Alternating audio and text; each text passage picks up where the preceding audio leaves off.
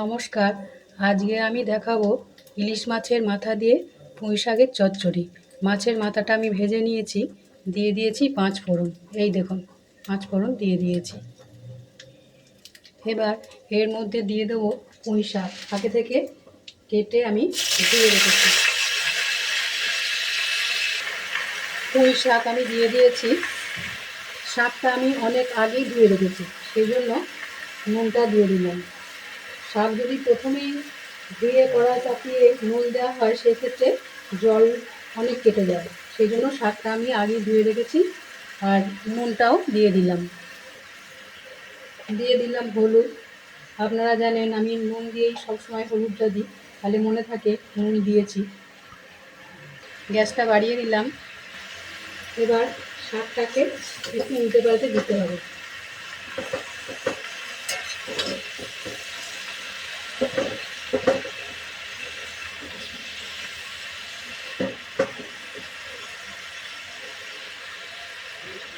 এরপর সমস্ত সবজিগুলো আমি দিতে থাকি। দিয়ে দিলাম কুমড়ো। কুমড়োটাকে আমি দুভাবে কেটেছি।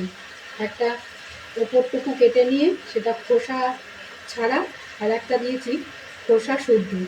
এতে কিছু কুমড়ো গলে যাবে আর কিছু কুমড়ো একটা একটা থাকবে। যেগুলো এইরকম খোসা শুদ্ধ সেগুলো একটা একটা থাকবে।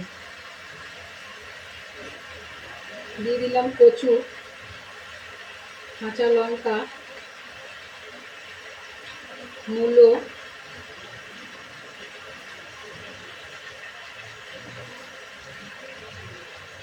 দিয়ে দিলাম বেগুন।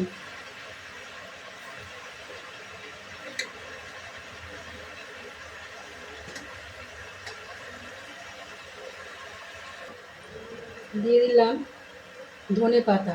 আমি এটা সর্ষে বাটা দেব না, দেখুন সর্ষে বাটা না দিয়ে খুব ভালো হয় খেতে। দিয়ে দিলাম ধনে পাতা। দিয়ে দিলাম আদা বাটা।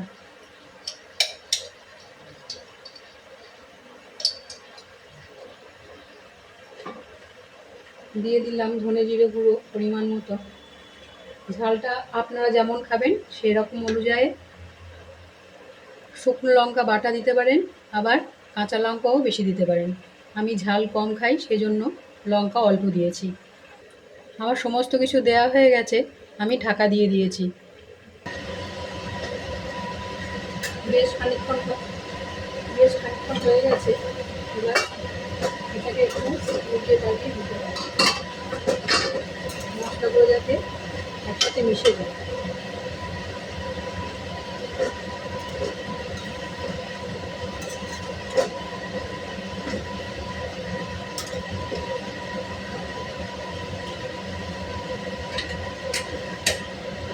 একসাথে সব মিশিয়ে দিয়েছি। এবার ঢাকা দিয়ে দিতে থাকুন। আমি পুঁই শাকের চচ্চড়িতে আর একটা সবজি দিতে ভুলে গেছি, রাঙালু। রাঙালুটা দিলে মিষ্টির ব্যালেন্সটাও থাকে, আবার যাদের সুগার আছে তারাও খেতে পারে। আমি যে কোনো চচ্চড়ি বা শুক্তোতে আলু দিই না, রাঙালুটারই দেওয়ার চেষ্টা করি। এটা ভালো করে উল্টে পাল্টে দিই।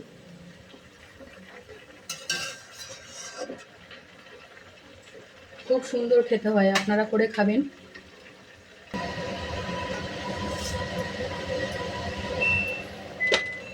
এবার দিয়ে দিলাম চিনি। আপনারা যেমন মিষ্টি খাবেন সেরকম চিনি দিয়ে দেবেন।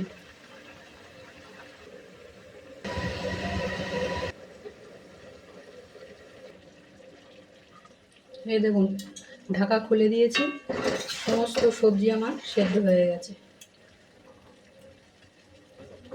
মূলো সেদ্ধ হয়ে গেছে, ডাঁটা সেদ্ধ হয়ে গেছে, কুমড়ো,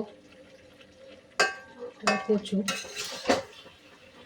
যে রাঙালুটাকে একদম শেষে দিয়েছিলাম, মনে ছিল না, রাঙালুও সেদ্ধ হয়ে গেছে।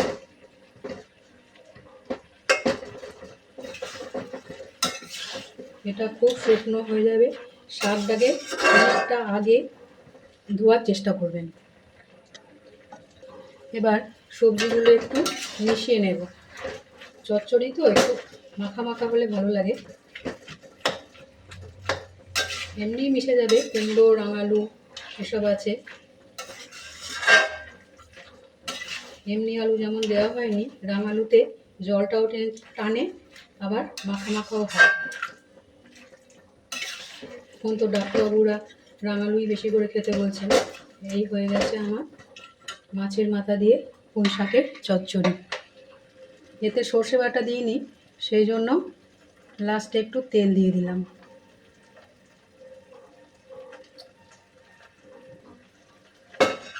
তেলটা দিয়ে মিশিয়ে দিলাম।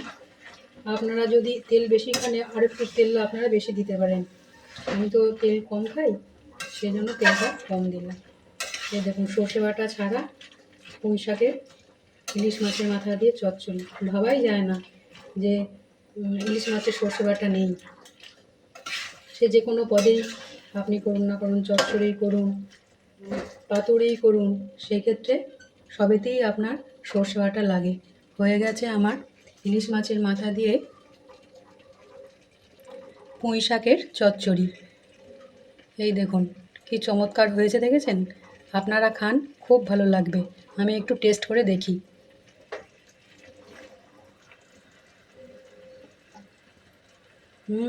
দারুণ হয়েছে। আপনারা খান, খুব ভালো লাগবে। আজকে রাখি, আবার দেখা হবে